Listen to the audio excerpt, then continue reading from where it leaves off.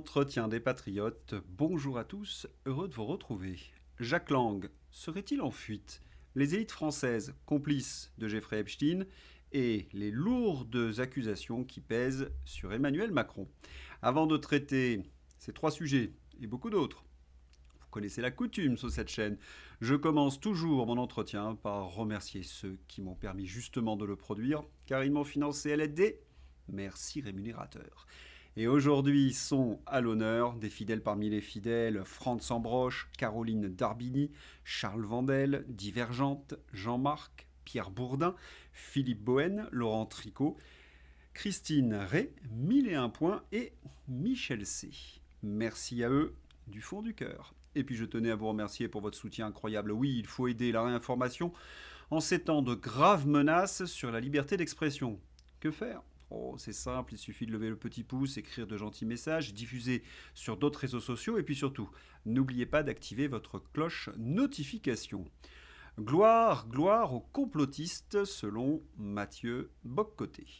Et à plus d'un titre, non seulement ces affreux complots vous informent des années avant la presse de cour, mais en plus, grâce à leur ténacité, ils font chuter ceux qui se croyaient intouchables. Retour sur la séquence, il faut sauver le soldat Jack, avec les deux affreux Rudy et Tristan. Ce qui est fascinant avec Rudy et Tristan, c'est leur constance à défendre les pires crapules et d'accuser les journalistes de la réinformation qui disent vrai de complotistes. Le fact-checking, c'est la frontière ténue entre dérive sectaire et corruption. En effet, depuis des années, Rudy et les autres journalistes aux ordres expliquent aux naïfs qui les écoutent que l'affaire Epstein, c'est une obsession complotiste. Comme par exemple dans cette chronique de l'automne 2025. L'info, selon ces affreux, se résume non pas à du factuel, mais à des insultes. Ils ont également une autre occupation, faire des listes. Avec Tristan. Bon, vous en doutiez un peu, mais sur les 10 comptes qui ont le plus d'engagement sur X autour d'Epstein, ces 7 derniers jours, en France, au moins la moitié sont des profils conspi. Peu de doute sur le fait que cette séquence leur a apporté un paquet d'abonnés. Les journalistes citoyens invitent à enquêter sur les clients criminels du réseau Epstein. Tristan Mendès France invite au fichage et au name and shame des journalistes citoyens. Chacun sa vocation. Et comme toujours, Tristan nous rappelle les heures les plus tristes de notre histoire. Et là, nous sommes confrontés à un paradoxe. Ceux qui écoutent régulièrement la réinformation connaissaient les agissements et les réseaux de Jeffrey Epstein. La correspondance qui vient d'être révélée par la presse américaine ne vient que confirmer ce que l'on savait déjà, mais qui était qualifié autrefois de complotisme par Rudy et sa bande. Et oui, encore une fois, Rudy et les rapetous de l'information sont pris la main dans le sac. Toujours le service après-vente de l'Élysée. Je reviendrai sur cette question dans quelques instants. Et manifestement, ils ont la défaite mauvaise. Mike, nous les complotistes avons eu encore raison concernant l'affaire Epstein sur les Conspiracy Watch, les conspirations de Rudy Reichstadt et de ses petits camarades Tristan Mendès France et les autres. Pourquoi ne venez-vous pas débattre afin de nous faire fermer nos bouches ?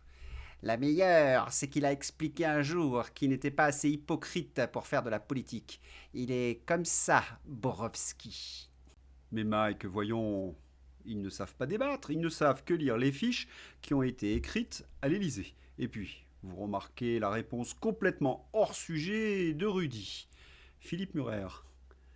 Après avoir traité tous ceux qui parlaient de l'affaire Epstein de complotistes dans le podcast Epstein, l'obsession complotiste, je vous ai présenté la vignette en début d'entretien, Rudy Reichstadt ose encore la ramener face à Mike Borowski. Ce sale type est né avant la honte. Rudy, dans une certaine mesure, nous donne la meilleure définition du fact-checking. Persévérer dans l'erreur. Encore un exemple, Tristan, dans C'est ce soir, vient débattre de la victoire du complotisme. Complotisme, complotisme. Ils n'ont plus qu'un seul mot de vocabulaire à la bouche. Et sur BFM TV, Un autre loup de la meute, Raphaël Grabli, en rajoute une couche. À court terme, on a les défauts des réseaux sociaux, Ouais. avec telle personne, des listes qui sont dressées au hasard. Et d'ailleurs, quand on regarde les mots-clés Epstein sur les réseaux sociaux, les principaux tweets sont des tweets de comptes complotistes. Ouais. Donc c'est vrai que cette transparence, elle crée aussi de la confusion en ligne. Et avec l'IA aussi qui est utilisée par... Les principaux tweets contenant le mot-clé Epstein proviennent de comptes complotistes, selon Raphaël Grabli. C'est fini de nous rendre hommage sur BFM TV. On va finir par rougir de plaisir. Coucou, je crois qu'il parle de nous. Et c'est ainsi sur toutes les chaînes de désinformation LCU, BFM Macron et les autres. Ils tiennent des heures à l'écran sur un seul mot, complotisme. Cela leur permet, vous en doutez, d'éviter de parler du fond. Bravo le journal Le Point pour cette une surréaliste, illustrant la méthode des 3D. Déni, diversion, désinformation. Déni, la France est concernée par l'affaire Epstein. Diversion, vers votre tête de turc Donald Trump. Désinformation, Trump a cessé très vite de fréquenter Epstein. Et c'est Donald Trump qui a fait en sorte qu'il aille en prison. Encore une belle campagne de propagande du journal Le Point. Il faut rappeler que Jeffrey Epstein possédait un grand appartement avenue Foch où il organisait de grandes fêtes où le tout Paris se pressait. Et ceux qui ont été invités rapportent qu'il y avait beaucoup de gamines. Complotisme, complotisme toujours. France, diplomatie. Les fake news, c'est généralement 70% de ceux qu'on lit sur les réseaux sociaux. Mauvais timing. Pour lutter contre les fausses informations, le ministère de l'Europe et des Affaires étrangères français cite une étude du MIT Media Lab, laboratoire connu pour avoir été financé dans le passé par Jeffrey Epstein. Le hasard, certainement. Le plus intéressant, ce serait de connaître le pourcentage de tweets qui ont été qualifiés par la presse aux ordres de complotistes et qui se sont révélés vrais quelques années après. Et il y a l'inverse. Il y a les théories du complot autorisées, mais que nous débunkons dans la foulée.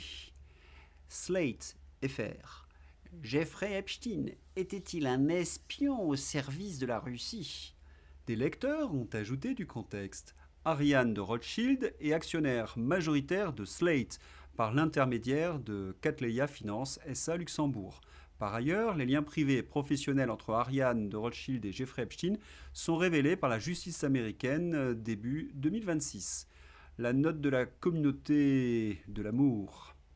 Bon, si j'ai bien compris ce que disent les médias aux ordres, derrière Jeffrey Epstein, c'est Poutine.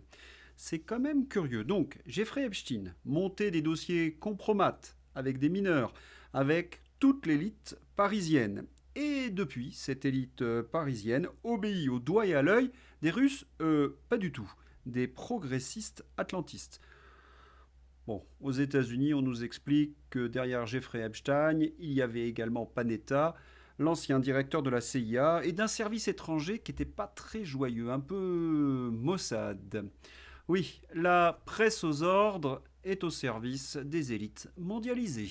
Les médias plaignent Jack Lang, Caroline Lang, Ariane de Rothschild, mais pas les victimes.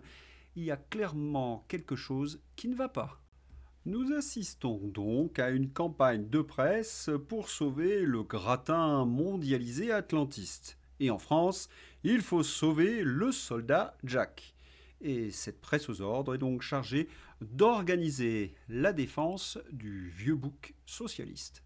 L'intégrité m'oblige à dire que pendant quelque temps, Jeffrey faisait partie, j'allais dire, du tout Paris. Beaucoup le connaissaient. L'homme était, je dois vous le dire, peut paraître surprenant quand je vous le dis, d'un commerce agréable. Alors, quand j'ai appris les crimes abominables... Tout cela est entièrement faux. Et les emails de Jeffrey Epstein le prouvent. Où est le fact-checking qui devrait accompagner cette interview ? Où est la contradiction ? On va débunker ces mensonges dans un instant. Mais notez un point très important dans ce que vient de dire Jack Lang. Le tout Paris fréquentait Jeffrey Epstein, avenue Foch. Alors vous comprenez, tous ces journalistes, ces politiques, ils sont morts de trouille.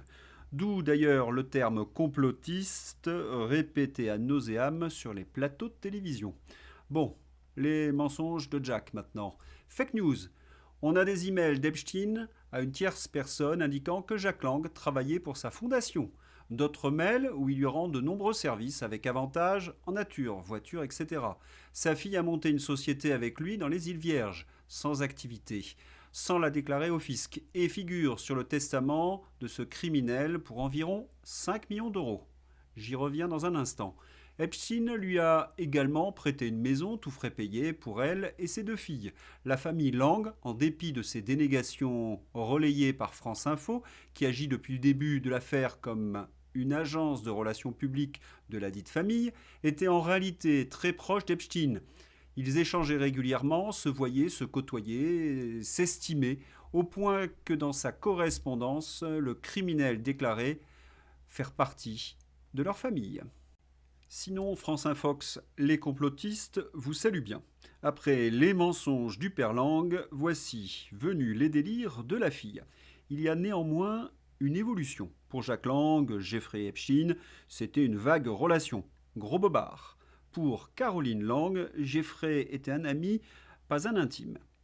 Et lorsque le journaliste pose la question à Caroline Lang du fait qu'elle est l'héritière de 5 millions de dollars de Jeffrey Epstein, voyez, écoutez sa réponse. Je pense qu'il avait de l'affection pour moi. Il voyait que j'étais une mère seule, avec 2 enfants, que je passais tout mon temps entre mon travail, que j'aimais beaucoup, mais je travaillais énormément et j'élevais seule mes 2 filles. C'est ma seule explication. Je pense qu'il a voulu être généreux. Les Lang, c'est du foutage de gueule de père en fille. Sacré Epstein qui file 5 millions d'euros sur son testament à des gens qu'il connaît presque pas. Ah, le journaliste de BFM qui laisse dérouler les arguments pathétiques de Caroline Lang. Ah, je pense que vous avez pleuré lorsque vous avez entendu qu'elle élevait seule ses 2 enfants. C'est la raison pour laquelle Jeffrey Epstein lui donne des millions et des millions de dollars. Il lui a quand même donné 1,5 million de dollars pour une fondation complètement bidon qu'elle n'a pas déclarée au fisc. Et elle a travaillé comme productrice dans le cinéma pendant 30 ans. Ces fins de mois ne doivent pas être très difficiles. Oui, vous avez compris, c'est une véritable insulte aux Françaises qui se débattent avec leurs découverts. Et derrière Jeffrey Epstein, il y a l'innommable. Projet Petit Prince. Jack Lang et Jeffrey Epstein voulaient tester les enfants à de nouvelles sexualités. Présenté comme l'un des piliers de l'amitié franco-marocaine et figure centrale du soft power culturel du royaume, Jack Lang voit aujourd'hui son image sévèrement écornée par les archives déclassifiées de l'affaire Epstein. Les documents divulgués révèlent son implication directe dans un projet baptisé Petit Prince, élaboré avec Jeffrey Epstein, dans lequel il est explicitement question de tester des enfants, notamment sur la religion et les nouvelles sexualités. Pour information, le Desk est un journal de référence au Maroc. Vous avez donc 2 spécialistes de la petite enfance, si vous voyez ce que je veux dire, Jacques et Jeffrey, qui voulaient tester les enfants sur de nouvelles sexualités. No comment, c'est tellement ignoble. Mais nos journalistes, obsédés par les complotistes, n'ont pas le temps de vous parler de cette histoire. On va d'ailleurs leur rappeler quelques éléments sur Jeffrey Epstein et Brunel avec Thierry Ardisson. Qui avait raconté des choses épouvantables qui, je pense, étaient vraies. Oui. Sur des harcèlements sexuels pendant la tournée des Enfoirés. Des trucs qui n'étaient pas... Et là, on s'est dit, on va pas le diffuser. Et pourquoi vous avez choisi de ne pas le diffuser? Parce que c'était glauque. Ah oui. C'est la seule. Lors d'une interview au Figaro TV, Thierry Ardisson, interrogé sur ses plus mauvais souvenirs professionnels, revient sur l'affaire Karen Mulder et affirme aujourd'hui qu'elle disait vrai. Ardisson n'a pas diffusé l'interview parce que c'était glauque, surtout dangereux. Pour bien comprendre, Jean-Luc Brunel dirigeait dans les années 90 et 2000 une agence de mannequins. Le Tout Paris demandait à Jean-Luc Brunel des escortes. Attention euphémisme. Quand Jeffrey s'est installé avenue Foch, Jean-Luc Brunel s'est mis à son service. Il m'a agressé et drogué, Tizia Huisman, victime de Jean-Luc Brunel, proche de Jeffrey Epstein, témoigne sur BFM TV.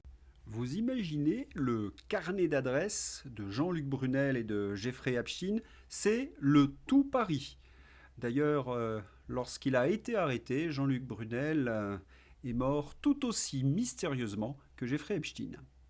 Vous comprenez mieux pourquoi la défense de Caroline et Jack Lang est minable et pourquoi le tout Paris est en train de faire dans sa culotte et pourquoi également tous les journalistes montent au créneau pour les défendre.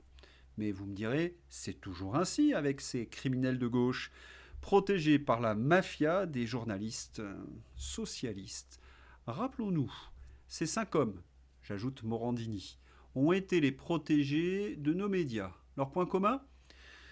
Je pense que vous l'avez.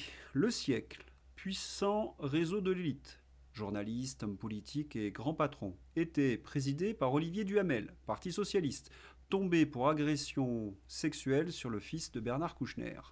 Tous ces hommes ont soutenu Macron. Faites vos déductions. Ces sales types ont tous occupé des postes importants dans la politique et dans le journalisme. Ils sont liés au réseau atlantiste et européiste. C'est fou, tous ces points communs. Régis Le Sommier. Les États-Unis sont les plus puissants parce qu'ils cherchent les traîtres à leur propre nation pour les punir et cherchent les traîtres des autres nations pour les exploiter. Vous comprenez ? Quand un sale type a ce genre de mœurs, il ne peut rien refuser à Jeffrey ou un service atlantiste. Mais le soldat Jacques est tombé. Il est tombé sous les tweets de la réinformation. Les journalistes aux ordres ont dû battre en retraite. Bastion. Affaire Epstein. Jack Lang va être convoqué et devra s'expliquer auprès du ministère des Affaires étrangères après avoir été cité à de nombreuses reprises dans le dossier du criminel Epstein. Affaire Epstein. Les appels à la démission de Jack Lang de l'Institut du monde arabe se multiplient. Le dossier est tellement accablant pour Jack Lang que la gauche est obligée de le lâcher. Il serait d'ailleurs en fuite. C'est ce que montre une vidéo sur les réseaux sociaux. Jacques est à bord d'un avion pour le Maroc. Jack Lang a été aperçu dans un avion en direction de Marrakech hier après avoir donné des interviews catastrophiques pour se défendre de ses liens avec Jeffrey Epstein. Malgré des sources concordantes, cette information est à prendre avec prudence. Elle n'est pas encore confirmée par la presse aux ordres. En Angleterre, cela bouge. Affaire Epstein, pourquoi le Premier ministre britannique Keir Starmer est dans la tourmente. Au Royaume-Uni, l'affaire Epstein secoue, ça démissionne et le Premier ministre est menacé. Ça change de la France non ? Oui, d'autant que nous avons de nombreux mails de Jeffrey Epstein sur Emmanuel Macron. Ah, c'est vrai, j'oubliais. Nos journalistes aux ordres sont occupés à faire la chasse aux complotistes. De nouveaux mails dévoilés dans l'affaire Epstein mettent en cause l'entourage de Jack Lang et évoquent un accès à l'Élysée sous Emmanuel Macron pour une cérémonie organisée en 2019, c'est-à-dire quelques mois avant l'arrestation de Jeffrey Epstein. Epstein discutait affaire avec Macron en 2016, alors que Macron n'était encore que le ministre français des Affaires économiques. Puis en 2018, après l'accession de Macron à la présidence, des courriels révèlent qu'il aurait demandé à Epstein de l'aider en matière de relations publiques et de gestion d'entreprise. Oui, Macron a demandé conseil à Epstein. C'est complètement fou. Rien d'étonnant à cela, ce sont les mêmes réseaux. Allez, un peu de croustillant. Un courriel d'Epstein, daté du mercredi 25 juillet 2018, révèle qu'il a discuté avec Steve Bannon, d'un des petits amis du Poudré. Et voici ce qu'en dit Grok quand on lui demande si c'est vrai. Oui, des SMS datant de juillet 2018, échangés entre Steve Bannon et Jeffrey Epstein, contiennent précisément cette conversation. Epstein y mentionne avoir vu une photo du prétendu petit ami du Poudré, surnommé le soldat, et ils en plaisantent. Ces documents proviennent de la commission de surveillance de la Chambre des représentants américaine. Macron a publiquement démenti la rumeur concernant son orientation sexuelle et celle-ci ne repose sur aucune preuve vérifiée provenant de sources crédibles. Ça, c'est Croc. Ils sont en train de lâcher Jack, mais ils vont tout faire, ces journalistes aux ordres, pour protéger le soldat Macron. C'est la nouvelle ligne de front journalistique. Et boum, un missile vient de tomber. Le Times. Les dossiers Epstein exposent les liens avec les élites françaises, Macron, Le Maire, Moscovici, Jack Lang. Oui, la pègre socialiste. Et pour ceux qui trouveraient que Bruno Le Maire n'est pas socialiste, je les renvoie à l'UMPS. Attendez-vous à des révélations de la part des journalistes anglo-saxons dans les prochains jours, car du côté américain, cela envoie du lourd. Florian Philippot. Énorme, ça secoue très fort en Roumanie. Après la publication cette semaine du rapport d'enquête du ministère américain de la Justice, qui révèle qu'il n'y a pas eu d'ingérence russe dans l'élection présidentielle roumaine, annulée fin 2024, mais une grave ingérence de l'Union européenne. Le chef de l'opposition en Roumanie, George Simion, vient de réclamer la tenue d'une élection présidentielle anticipée dans le pays. Il ajoute qu'en Roumanie, depuis le 6 décembre 2024, date à laquelle les élections ont été annulées sous de faux prétextes, nous ne vivons plus en démocratie. Georgescu, pro-sortie de l'Union européenne OTAN OMS, doit être élu. Il est le vrai président roumain. Courage au peuple roumain qui ne lâchera pas l'affaire. Et dans ce même dossier d'enquête, il y avait la France. La Commission européenne a interféré dans 8 élections, dont des élections françaises. Les preuves sont là. Que fait la France ? Ça hurle en permanence à la supposée ingérence russe. Ils hurlent contre les complotistes. Par contre, là, c'est documenté et sourcé. Mais silence radio, comme d'habitude. Voyons dans le détail ce qu'il y avait dans ce dossier. À partir de la page 16, le rapport détaille l'utilisation du DSA dans un contexte électoral. La France est explicitement citée parmi les pays où la Commission a coordonné des actions de modération renforcées avant des élections nationales via réunions non publiques avec plateformes et ONG. Ces mesures incluent ajustement des algorithmes, baisse de la visibilité de contenus politiques, comme par exemple les entretiens des patriotes, étiquetage par des fact-checkers agréés, comme Rudy, priorisation de signalements institutionnels. Les lignes directrices DSA exigent aussi de limiter fortement les contenus politiques générés par l'intelligence artificielle, y compris lorsqu'ils sont licites, satiriques ou critiques du pouvoir. Les thèmes les plus ciblés sont l'immigration, la sécurité, le climat et les questions sociétales, soit le cœur du débat politique français depuis à peu près 10 ans. Il s'agit bien d'un combat pour préserver la liberté d'expression. Pavel Durov, le fondateur de Telegram, vient de déclarer « Nous ne devons pas laisser la liberté d'expression mourir en silence. Une fois qu'elle a disparu, la partie est finie. » Si les réseaux sociaux disparaissent, c'est la fin en effet de la liberté d'expression. Et qu'est-ce qu'il y aura à la place ? De la presse aux ordres, type brut. Macron confirme qu'il faudra se connecter sur les réseaux sociaux comme ce qui a été fait avec les sites interdits aux moins de 18 ans. Quand on disait que ce serait similaire pour se connecter ici, certains disaient que c'était du complotisme. Nous y sommes là. Ce type d'interview, c'est le stalinisme du XXIe siècle. Macron, sans contradicteur, déroule ses éléments de langage, sa grosse propagande. C'est véritablement à vomir. Et dans les coulisses, la commission des lois adopte la proposition de loi constitutionnelle visant à accorder le droit de vote et d'éligibilité aux élections municipales aux étrangers non ressortissants de l'Union européenne résidant en France. Cette tentative de vote de loi n'est que le reflet de leur inquiétude de perdre le pouvoir. Les coulisses de la République française sont sales, très très sales, le clientélisme pur. Mais vous vous rendez compte, les Français sont condamnés à payer des impôts, du racket, pour entretenir les clientèles du Parti socialiste. C'est magique. Et dans le même temps, la nausée ou l'arrogance des élites. Une professeure, poignardée en plein cours par un élève de 14 ans, pronostic vital engagé. Et la seule chose que trouve à dire le ministre de l'Éducation, le risque zéro n'existe pas. C'est un scandale absolu. On ne déplore pas l'insécurité à l'école comme on déplore la pluie. On la combat. Des détecteurs de métaux refusés, des sanctions fermes, reculade permanente, des profs laissés seuls face à la violence, toujours. Et maintenant, on nous sort la fatalité. Non, ce n'est pas un risque statistique. C'est une enseignante poignardée, une de plus. Un corps éducatif terrorisé, des parents en colère. Démission ou action concrète, monsieur le ministre, mais pas cette lâcheté verbale. Vous devriez avoir honte de banaliser ainsi l'inacceptable. Mais cela en dit extrêmement long sur votre état d'esprit, ainsi que votre impuissance. C'est le résultat de 50 ans de politique socialiste dans l'éducation nationale.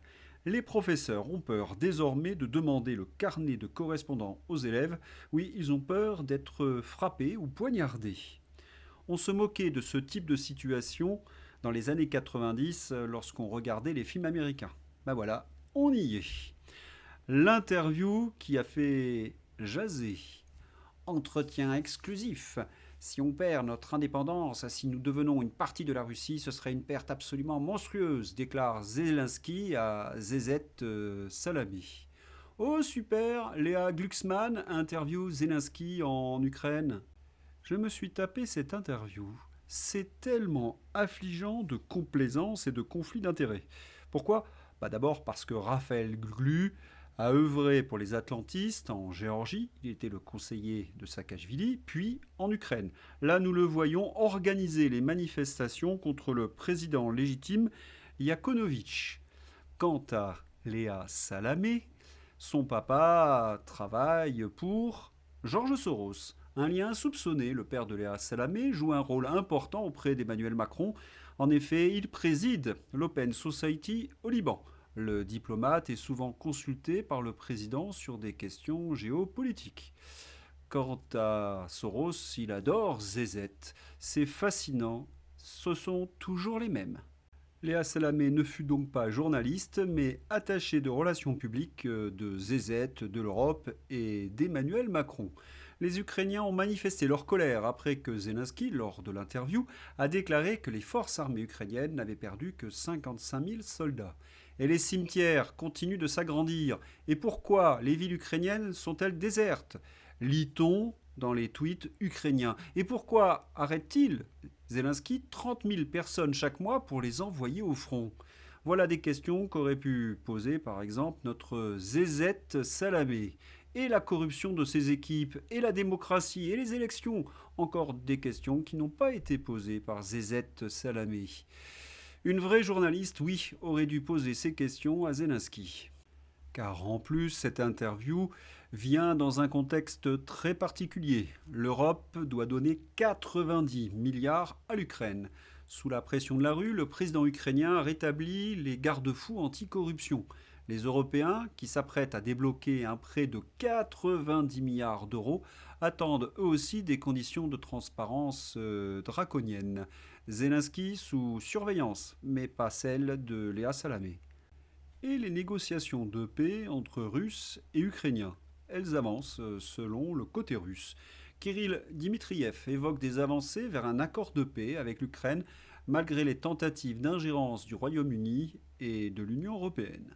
Il y a également des négociations entre les Iraniens et les Américains. Dès qu'il y aura quelques progrès, je vous en parlerai. Commission sur l'audiovisuel public. Un affrontement à l'intérieur de la commission. Madame la ministre, vous expliquez que ça n'a rien à voir, que l'externalisation et le recours à des sociétés privées pour des missions de service public n'a rien à voir avec la privatisation. Qu'est-ce que vous diriez, par exemple, si on externalisait les fonctions de la police nationale à des sociétés privées, y compris des sociétés étrangères ?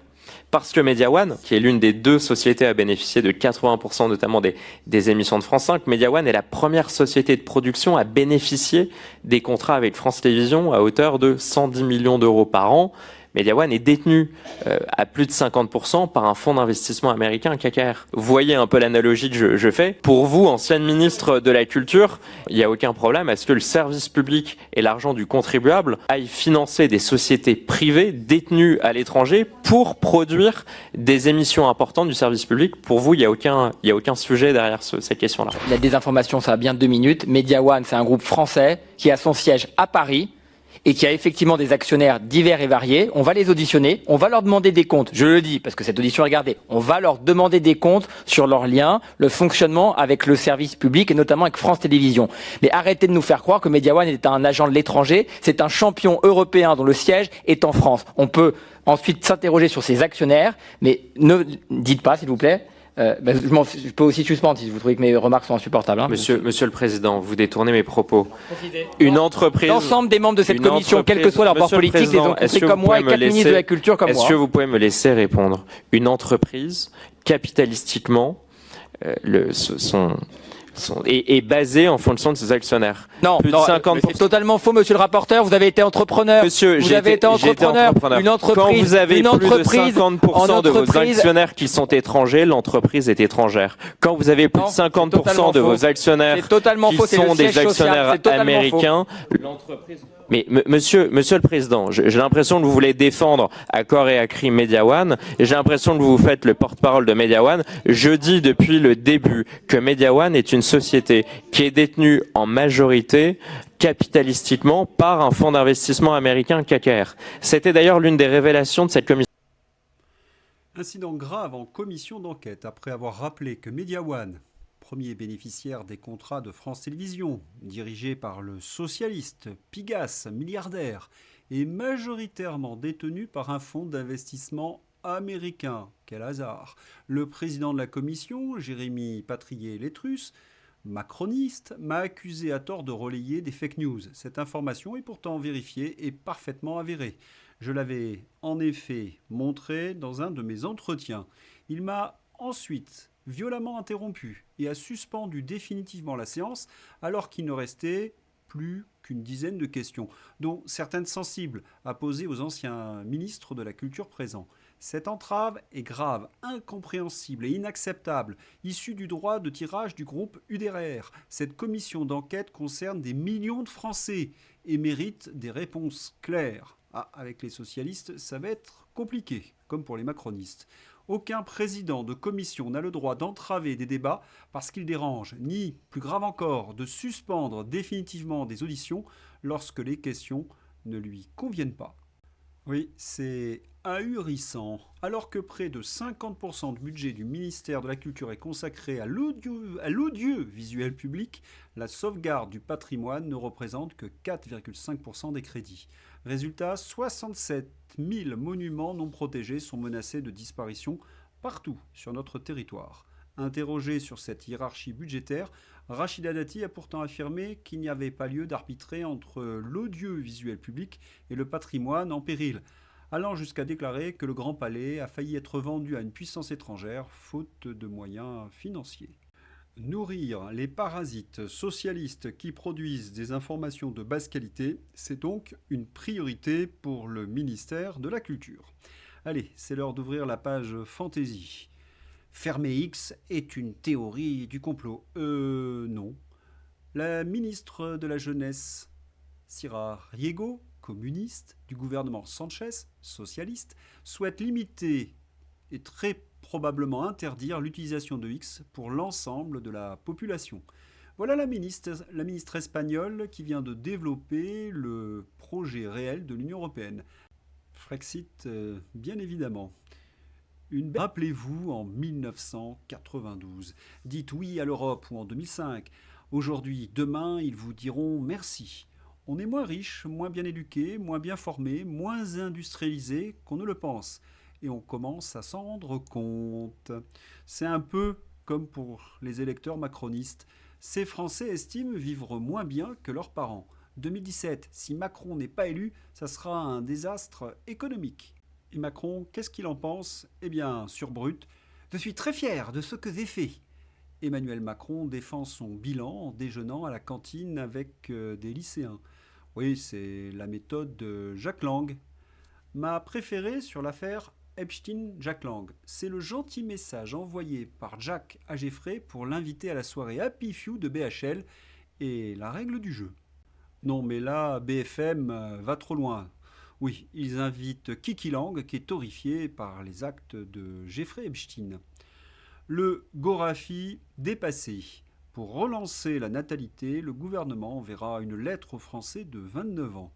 Le Gorafi au chômage. Et dans la lettre, une photo de Brigitte Macron? Attention, jeu des 7 erreurs, niveau expert. Oui, je sais, c'est très très difficile. Voilà, j'espère que vous avez apprécié ces entretiens. Je vous souhaite une excellente journée et puis à bientôt. Bon week-end. Au revoir.